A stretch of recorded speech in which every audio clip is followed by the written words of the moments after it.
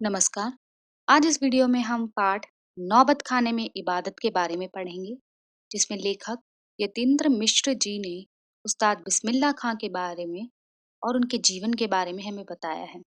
स्वागत है आपका प्रियंका अकेडमी में, जहां आज हम क्लास 10th की क्षितिज की बुक का पाठ नौबत खाने में इबादत पढ़ेंगे। तो छात्रों, पाठ की ओर बढ़ने से पहले हमें पाठ के शीर्षक को समझ लेना बहुत जरूरी है कि पाठ का नाम है नौबत खाने में इबादत, जिसका मतलब क्या है, लेखक ने पाठ का नाम ही ये क्यों रखा है। तो सबसे पहले मैं बता दूं छात्रों, इबादत का मतलब होता है याद करना, ईश्वर की आराधना करना, और नौबत खाना उसे कहा जाता है। जैसे कि आपने पुराने महल वगैरह में देखा होगा, जो एक एंट्रेंस होता है और उस स्वागत गेट पे क्या होता है, ऊपर एक स्पेसिंग बनी होती है, ऊपर एक जगह बनी होती है जहाँ पे जो संगीत जो ये म्यूजिकल इंस्ट्रूमेंट्स बजाने वाले लोग हुआ करते थे, वो ऊपर बैठे थे। और या किसी की शादी है या कोई गेस्ट आया है राजा महाराजाओं के यहाँ, या कोई किसी का वेलकम है, स्वागत समारोह है, तो वो ऊपर बैठ के उस म्यूजिकल इंस्ट्रूमेंट को बजाते थे, उनका वेलकम करते थे। तो नौबत खाने में इबादत का मतलब ये है कि वहां बैठकर ईश्वर को याद करना। अभी जब हम पाठ की ओर बढ़ेंगे, पाठ के बारे में समझेंगे, पाठ में अंदर है क्या, हमें पाठ और अच्छे से क्लियर हो जाएगा, हमें और अच्छे से जो पाठ का शीर्षक है वो समझ आ जाएगा कि लेखक ने इस पाठ का नाम नौबत खाने में इबादत क्यों रखा है। तो पाठ की ओर बढ़ते हैं। छात्रों, शहनाई का नाम सुनते ही हमारे मन में सिर्फ एक ही नाम गूंज उठता है, और वह नाम है उस्ताद बिस्मिल्लाह खां, जिनको अपनी शहनाई की वजह से भारत रत्न पुरस्कार से सम्मानित किया जा चुका है। और ये बहुत बड़े शहनाई वादक थे, और पूरा पाठ इन्हीं पर आधारित है। इस पाठ में लेखक ने बिस्मिल्लाह खां का परिचय तो दिया ही है, साथ ही साथ उनके जो इंटरेस्ट है, उनकी जो रुचि है, और उनकी जो संगीत के प्रति आसक्ति और जो साधना है, उसको भी लेखक ने यहाँ उजागर किया है। उस्ताद बिस्मिल्लाह खां के बचपन का नाम अमीरुद्दीन था। खां साहब वैसे तो डुमराव के थे, परंतु 6 वर्ष की आयु में काशी अपने ननिहाल चले गए, जहां उन्होंने अपने मामाओं, जिनके नाम थे सादिक हुसैन और अली बख्श, से शहनाई बजाना सीखा, जो एक प्रसिद्ध शहनाई वादक थे। विभिन्न रियासतों अर्थात राजाओं और महाराजाओं के दरबार में शहनाई बजाने का ये कार्य करते थे। बिस्मिल्लाह खां के मामा जी, वे हर रोज अपने दिन की शुरुआत बालाजी, अर्थात बालाजी भगवान होते हनुमान जी का ही एक रूप है, तो हनुमान जी के मंदिर पर शहनाई बजाकर करते थे। ये इनका खानदानी पेशा था, अर्थात इसके पूर्वज भी यही काम करते थे। अब आप यहाँ पे धर्म के साथ नहीं जोड़ सकते, क्योंकि आप सोचेंगे इनके नाम तो मोहम्मदन है, सादिक हुसैन और अली बख्श और बिस्मिल्लाह खां भी एक मोहम्मदन है, तो बालाजी के मंदिर पर ये क्यों बजाते थे। तो ये धार्मिक किसी भी प्रकार के हिंदू मुस्लिम के साथ नहीं जोड़ा गया है, तो इसको उस वे में मत लेना। ये इनकी धर्म के प्रति आस्था है, ईश्वर एक है, तो ये वहां पर अपने दिन की शुरुआत एक पवित्र मंगल ध्वनि से करते थे। अभी तक हम जो बिस्मिल्लाह खां हैं, उनके मामाओं के बारे में पढ़ रहे थे कि उनका क्या-क्या काम था, और वो पूर्वज ही उनका शुरू से ये काम चला आ रहा था शहनाई बजाने का। अभी हम मामाओं के ननिहाल की बात कर रहे थे। अब हम बात करते हैं बिस्मिल्लाह खां की जन्मभूमि, जिसका नाम डुमराव था। और डुमराव का क्या महत्व है? कई बार आपको प्रश्न भी आ जाता है कि डुमराव की कोई 2 विशेषताएँ बताएँ, ये डुमराव किस लिए प्रसिद्ध था, ये डुमराव किस लिए जाना जाता था? तो वो सिर्फ़ 2 चीज़ों की वजह से जाना जाता था। एक, पहला, वहाँ पे जो डुमराव था, वहाँ पे उस्ताद बिस्मिल्लाह खां का जन्म हुआ था, और दूसरा कि शहनाई बजाने के लिए जिस रीड का यानी जिस लकड़ी का प्रयोग होता था, वो अंदर से पोली होती है, जिसके सहारे शहनाई को फूँका जाता है, यानी उसमें फूँक भरी जाती है। यह रीड नरकट नाम की घास से बनाई जाती है, और यह घास कहाँ पाई जाती है? डुमराव गाँव में सोन नदी के किनारे पाई जाती है। तो इसलिए डुमराव 2 वजह से प्रसिद्ध था। पहला, उस्ताद बिस्मिल्लाह खां का वहाँ जन्म हुआ था, और दूसरा, जो शहनाई बजाई जाती थी, उस शहनाई वो घास से बनाई जाती थी, और वो घास कहाँ पाई जाती थी? डुमराव में। अब हम बात करते हैं अमीरुद्दीन के इंटरेस्ट के बारे में कि संगीत के प्रति रुचि उनकी किस प्रकार रही। अपने ढेरों साक्षात्कार अर्थात इंटरव्यूज में बिस्मिल्लाह खान ने बताया कि अपने जीवन के शुरुआती दिनों में संगीत के प्रति जो उनकी आसक्ति थी, 2 गायिका बहनों की वजह से आई, और उन दोनों बहनों का नाम था रसूलन बाई और बतूलन बाई। जब अमीरुद्दीन 14 वर्ष के थे, तो बालाजी के पुराने मंदिर में रियाज के लिए यानी प्रैक्टिस के लिए वहां जाया करते थे। तो वो दोनों बहनें जब उस रास्ते से होकर गुज़रते थे, तो दोनों बहनों के उस घर के बाहर से होकर गुज़रते थे और दोनों बहनें गाना गा रही होती थी, तो अमीरुद्दीन उनके गाने को सुनते थे, उनको वो गाना अच्छा लगता था और इस प्रकार खां साहब की संगीत के प्रति रुचि आई। क्लियर है? उसके बाद हम पढ़ेंगे शहनाई का इतिहास क्या है। शहनाई के बारे में किसी इतिहास में कोई उल्लेख नहीं मिलता। इसको सुशीर वाद्य यानी जो सॉफ्ट छोटे-छोटे फ्लूट हो गई, बाँसुरी हो गई, छोटे-छोटे वाद्य यंत्रों में सुशीर वाद्य यंत्रों में इसको गिनती में लिया जाता है।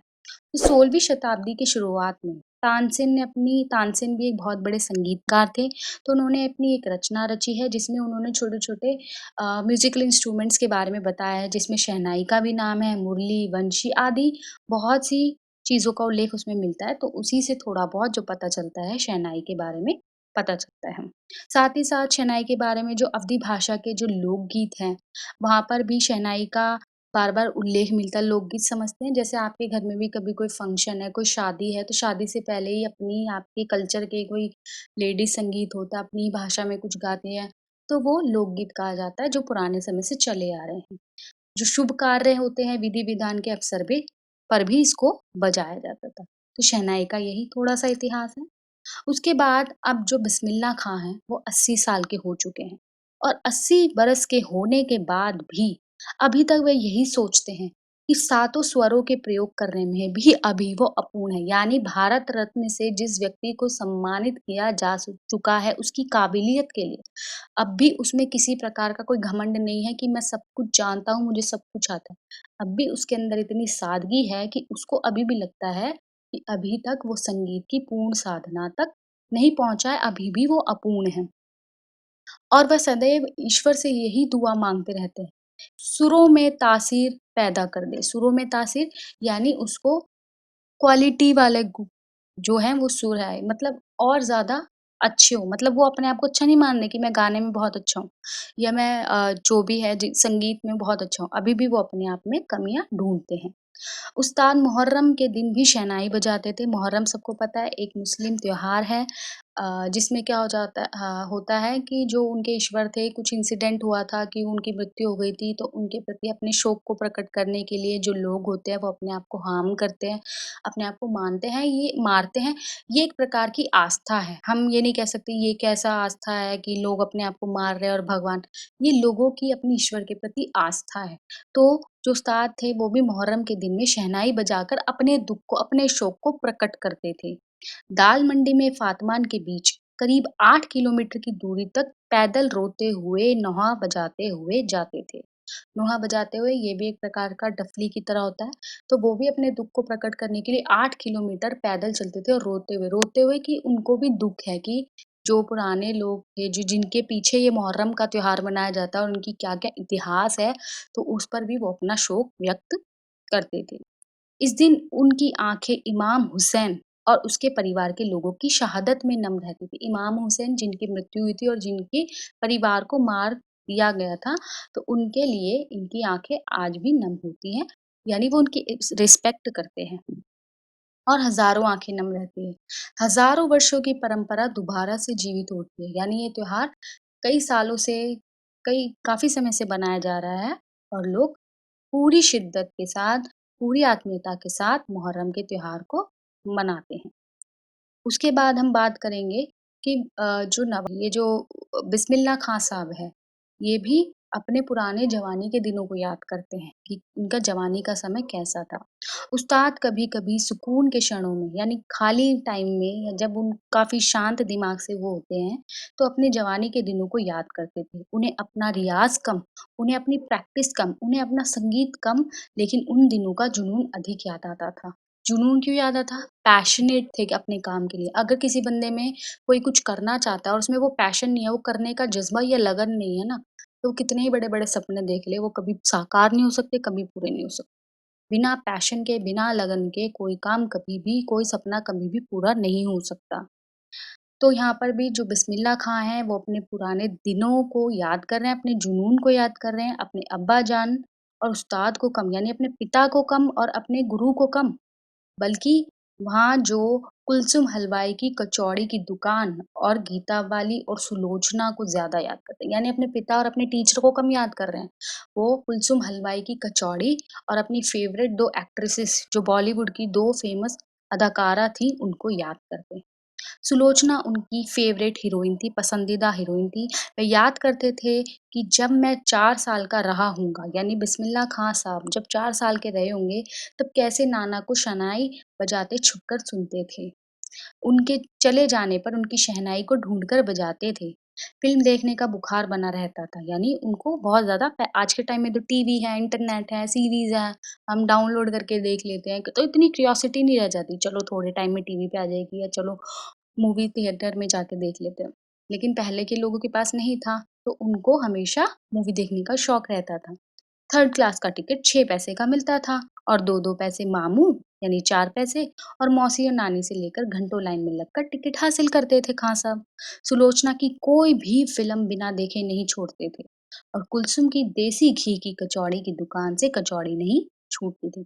यानी इस पूरे में यही बताया गया है कि वो अपनी जवानी के दिनों में किन-किन चीज़ों को याद करते, कुलसुम हलवाई की कचौड़ी और अपने 2 फ़ेवरेट एक्ट्रेसेस और वो मूवी देखते थे। साथ ही साथ वो अपनी जो नाना थे उनके जब वो शहनाई बजाते थे तो उनको छुप कर देखते थे। आगे हम काशी के प्रति उनकी श्रद्धा काशी आज अब उसका नाम परिवर्तन हो गया, बनारस को भी काशी कहा जाता है। मतलब बनारस का पुराना नाम काशी था, काशी उनका ननिहाल था और काशी के प्रति जो खां साहब की इतनी श्रद्धा है, उसका भी हमें कारण पता चलेगा क्यों? काशी में परंपरा के अनुसार हनुमान जयंती पर विशेष आयोजन होता है। यानी पुराने समय से ही हनुमान जब जयंती होती है, यानी हनुमान जी का जब जन्मदिन आता है, तो एक विशेष फंक्शन ऑर्गेनाइज़ होता है। यहाँ 5 दिनों तक गायन-वायन वादन की उत्कृष्ट सभा होती है और 5 दिनों तक वहाँ पर जो गाने या जो भी सिंगिंग से रिलेटेड जो भी कलाकार हैं, उनके लिए एक सभा आयोजित होती है और वो वहाँ पर गा सकते हैं या जो भी अपनी कला है उसको प्रदर्शित कर सकते हैं। इसमें बिस्मिल्लाह खां अवश्य शामिल रहते थे। अपने मज़हब के प्रति अत्यधिक समर्पित उस्ताद बिस्मिल्लाह खां की श्रद्धा काशी विश्वनाथ के प्रति अपार थी। यानी ऐसा नहीं है कि वो अगर मोमडन है, तो वो हनुमान जयंती क्यों सेलिब्रेट करेंगे या वहाँ पे होने वाले फंक्शन्स में क्यों पार्टिसिपेट करेंगे, ऐसा कुछ नहीं था। उनकी श्रद्धा ईश्वर के प्रति थी और ईश्वर में वो किसी प्रकार का भेदभाव नहीं करते थे। वे जब भी काशी से बाहर रहते थे, तब विश्वनाथ और बालाजी मंदिर की दिशा की ओर मुँह करके बैठते थे। यानी अगर वो काशी में नहीं हैं और काशी से बाहर किसी और स्टेट में या किसी और जगह पर हैं, तो उस अपने रियाज़ से पहले, अपने दिन की शुरुआत करने से पहले, वो अपनी श्रद्धा के तौर पर जिस दिशा में काशी विश्वनाथ का मंदिर था, उस दिशा में सबसे पहले मुँह करके शहनाई बजाते थे। ये उनकी श्रद्धा, ईश्वर के प्रति श्रद्धा को प्रकट करने का उनका तरीका था। अक्सर वह कहा करते थे कि काशी छोड़कर कहाँ जाएँ?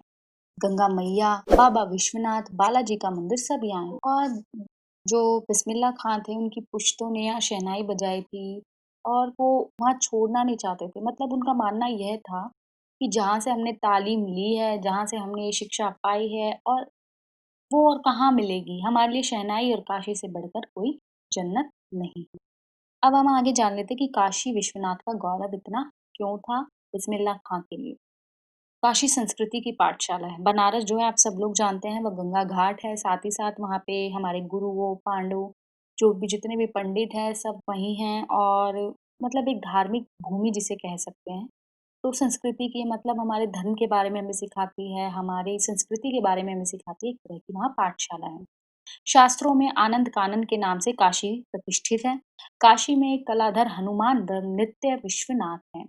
काशी में बिस्मिल्लाह खां है, काशी में हज़ारों सालों का इतिहास है जिसमें पंडित कंठे महाराज हैं, विद्याधरी हैं, बड़े रामदास जी हैं, मौजूदीन खां हैं व इन रसिकों से उपकृत होने वाला अपार जन समूह है। यानी ये जो फेमस लोग हैं जिनकी वजह से काशी को प्रसिद्धि प्राप्त हुई वो तो हैं, साथ ही साथ इनको मानने वाले भी बहुत हैं।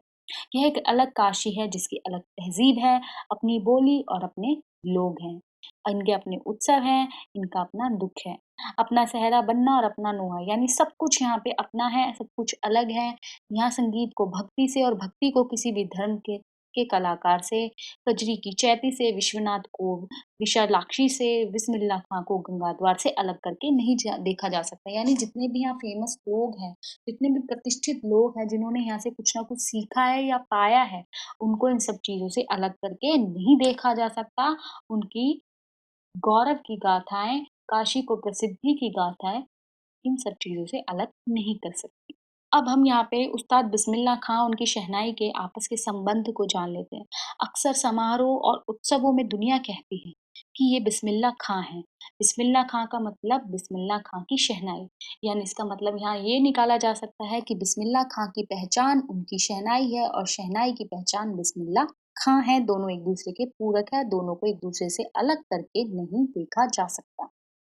किसी दिन एक शिष्या ने, यानी जो उनसे सीखती थी, उसने डरते-डरते खां साहब से कहा, "बाबा, आप ये क्या करते हैं? आप इतने प्रतिष्ठा है आपकी, अब तो आपको भारत रत्न भी मिल चुका है। ये फटी धोती आप तहमत मत पहना कीजिए। अच्छा नहीं लगता। जब भी कोई आता है, आप इसी फटी तहमत में सबसे मिलते हैं।" खां साहब मुस्कुराए और उन्होंने उस शिष्या का जवाब दिया। लाड़ में भरकर बोले, "धत पगली, ई भारत रत्न हमको शहनैया पे मिला है, लुंगिया पे नहीं। तुम लोगों की तरह बनाव सिंगार देखते रहते तो उम्र ही बीत जाती, हो चुकती शहनाई। और वो कह रहे हैं कि जो भारत रत्न है मुझे मेरे पहनावे की वजह से नहीं मिला है, मुझे मेरी शहनाई के प्रति मिला है, जो मेरा उसके प्रति आसक्ति है, मेरी जो उसके प्रति भक्ति है। अगर तुम्हारी तरह मैं दिखावे में, साज श्रृंगार में, कपड़ों की तरफ ध्यान देता तो हो सकती शहनाई, फिर तो मैंने बजा ली शहनाई।" ये बिस्मिल्लाह खां जी के विचार थे। उसके बाद भी उन्होंने कहा कि ठीक है बिटिया, अगर तुम कहती हो तो मैं इस फटी हुई तहमत को नहीं पहनूंगा, पर ईश्वर से मैं इतनी दुआ जरूर करूंगा कि ईश्वर फटी हुई लुंगी जरूर दे दे, लेकिन फटा हुआ सुर ना बख्शे। यानी मेरे कभी भी शहनाई बजाने में, मेरे संगीत में कभी, जब तक मैं जीवित हूँ, किसी प्रकार की कोई कमी नहीं आए। ये बिस्मिल्लाह खां की सोच थी, ये बिस्मिल्लाह खां के विचार थे। अब बिस्मिल्लाह खां की चिंता है किसके प्रति? काशी विश्वनाथ और हनुमान मंदिर के प्रति। काशी से अब काफ़ी समय बीत चुका है। ये वो वाला काशी नहीं है, जब बिस्मिल्लाह खां 5-6 साल की उम्र में यहाँ आए थे, उन्होंने अपना काफ़ी लंबा समय यहाँ बिताया था।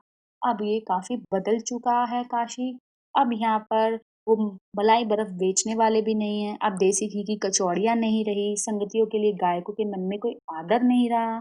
यानी जो उनको हेल्प करने वाले हैं, जो संगतकार हैं, मुख्य गायक उनकी रिस्पेक्ट नहीं करते हैं। घंटों रियाज़ को अब कोई नहीं पूछता है।